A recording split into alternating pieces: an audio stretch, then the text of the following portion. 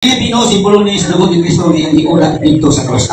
Mao ni ang hustong nga Santa Cena guys o communion service. Ang bino imnon na sa pastor o sa mga membro. Dili para sa Katoliko, ari ra miinom. On nga gihimong literal nga dugo imbis nga simbolo sa dugo ni Kristo. Simbolo ni sa lawas ni Kristo, duha ka taon. Pilipino, simbolo ni sa dugo ni Kristo ni giulat dito sa cross. Alang sa atong mga makasasama. Dungan ta sa Panginoon.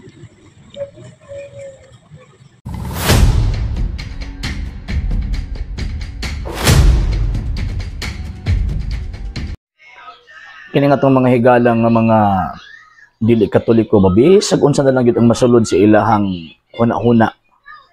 Didyo ka makabasa din sa balaang kasulatan nga ang bino simbolos dugo ni Kristo. Di po ka makabasa sa balaang kasulatan nga niingon si Ginoong si Kristo o hala dungan tagkaon o hala dungan tag-inom unsa na gatagay.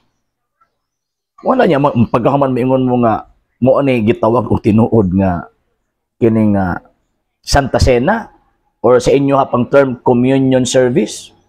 Binotbot man lang inyo and at the same time imbento na sa mga Amerikano. Dili na mo inakasulat sa balaang kasulatan o sa tradisyon sa mga disipulo sa gitawag og mga apostol after the 1st century AD. Magbasa ra gud mo og kanang mga writing sa mga fathers sa Christian church for the early first 300 years. Kana ba di ang gibuhat? Kung kana ba nang gibuhat sa inyong mga pastor kanang nalatid sa kasaysayan sa mga disipulo sa mga apostol? Dili oy.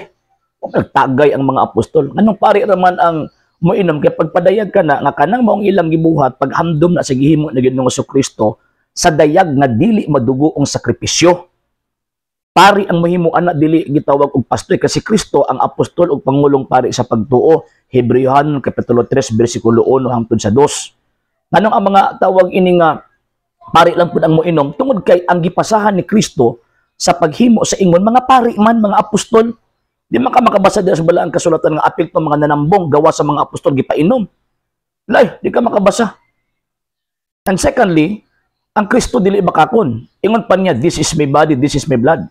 Mao kini nga akong lawas, mao kini akong dugo. Never nasulti nga tong Ginoong Kristo nga mao kini ang simbolo sa akong lawas, mao kini ang simbolo sa akong dugo. Imbento na po ng Protestante. Imbento na po ng mga Amerikano inyong ipakaon sa tong Ginoong Kristo. Wa mo mga uwawa na. Inyo ha pag yung tawag ini dungag-dungagan ang pulo sa tong Ginoong Kristo nga dili na mo nakasulat sa balaang kasulatan. Ang gisulti sa Ginoo, mao kini ang akong lawas, mao kini ang akong dugo. Never sa gisulti nga simbolo ni sa akong lawas, simbolo ni sa akong dugo. Isa may akong tuuhan, sa Kristo o kamo. Tarong nga ragod ninyo nagpagsabot na inyong pagtuo. Mingon-ingon mo kamoy tinuod niya pagkahuman gidungag-dungagan kuhaan ninyo ang gisulti sa Ginoo. Mga impierno mo ana, mo na imong tuwa ng Seventh-day Adventist ngano man sigurado anang atong kalag mutuo man na nila tingkagulgul sa impierno kusog pa na sa rakit way sangit-sangit. Sa hindi pa po nakapag-follow sa mga pages po natin, i-follow niyo po yung mga pages po natin, RJ Horolanciano II TV Apolia Punto Argumento page, Kuya Apologies TV page, and RJ's Vlog 2022. And pwede rin po kayo mag-send po dyan ng Facebook stars. And also, sa ating po mga channels, sa hindi po nakapag-subscribe, subscribe po ninyo yung mga channels natin, Dalay Catholic, Apologies International Official, RJ Sano II TV, Kuya Apologies TV, and Barrio Kawayan Religious Forum. And pwede rin po kayo mag-send po dyan ng super sticker, super chats, and super thanks. And maraming salamat po sa mga kapatid at mga Katoliko na ulis pong tumutulong sa programa po natin. Maraming salamat po. Nang dahil po sa tulong at suporta po ninyo ang programa po ito, until now, andito pa rin po sa social media. And until now din po, nangangailangan pa rin po tayo sa tulong at suporta po ninyo dahil wala po kami magagawa rito mga sir, mga ma'am, kung wala po yung tulong at suporta po ninyo. Sa gusto pong tumulong, sa gusto pong sumuporta, pwede po ninyong ipadala ang tulong at suporta po ninyo sa pamamagitan po ng ating mga account numbers dyan po sa ating pong screen. And pwede niyo po kaming i-message sa ating pong page kung via remittance po yung papadala po ninyo. Maraming salamat po in advance.